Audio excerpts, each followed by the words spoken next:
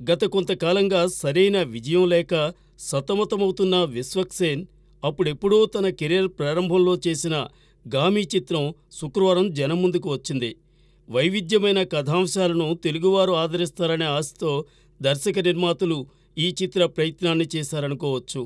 అయితే దర్శకుడు తనలో భావాలను తెరమీద ఆవిష్కరించడంలో విఫలమైన కారణంగా ఇది కేవలం ఓ ప్రయోగాత్మక చిత్రంగా మిగిలిపోతుందని చెప్పవచ్చు.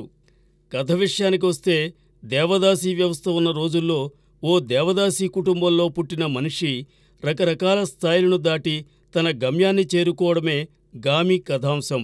అయితే కథానాయకుడికి ఒక విచిత్రమైన లోపాన్ని పెట్టి దర్శకుడు ఈ కథని ముందుకు నడిపాడు. తోటి మనుషులు ఎవరైనా అతన్ని స్పర్శిస్తే దాదాపు చావు అంచుల వరకు వెళ్లి అతి దారుణమైన వ్యాధితో కథానాయకుడు శంకర్ బాధపడుతూ ఉంటాడు. తన సమస్య తీవ్రతను గుర్తించి అతను ఏకాకి జీవితం గడపాలనుకుంటాడు. గతాన్ని మర్చిపోయిన శంకర్ అఘోరాల సదనంలో ఉండడం తటస్థిస్తుంది.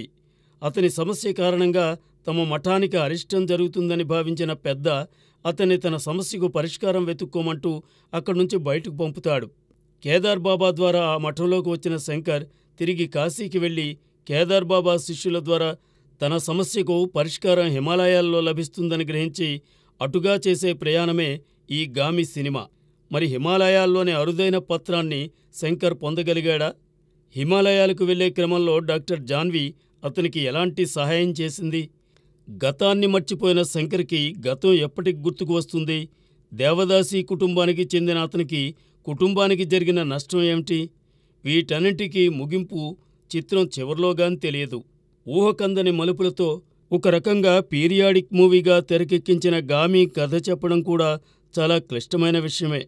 ఎందుకంటే గతాన్ని వర్తమానాన్ని మిళితం చేస్తూ సినిమా చూస్తున్న వీక్షకులకు ఆసక్తి కలిగించడం కోసం తాపత్రయపడ్డారు దర్శకుడు విద్యాధర్ కాగిత.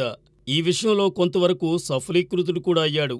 అయితే కన్విన్సింగ్గా లేని కథనం కారణంగా గామి ఒక విజువల్ వండర్గా మారింది తప్ప హృదయాన్ని అత్తుకునే సినిమాగా నిలవలేకపోయింది.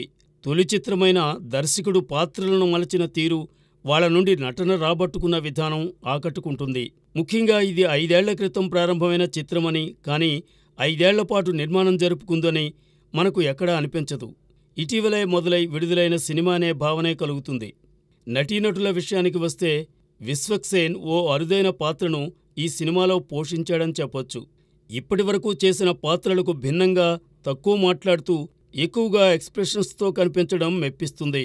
హీరోయిన్స్గా నటించిన చాందినీ చౌదరి, రమ్య పసుపులేట్తో పాటు ఇతర పాత్రలో కనిపించిన మహమ్మద్ సమద్, దయానందరెడ్డి, మయాంక తమ తమ పాత్రలకు న్యాయం చేశారు. సాంకేతికంగా ఈ సినిమా హై స్టాండర్డ్స్లో ఉందని చెప్పాలి. హిమాలయాల్లో తీసిన episodes visual wonders. Cinematography, Naresh Qumran background music, visual effects సినిమాకు ఆయుపట్టు.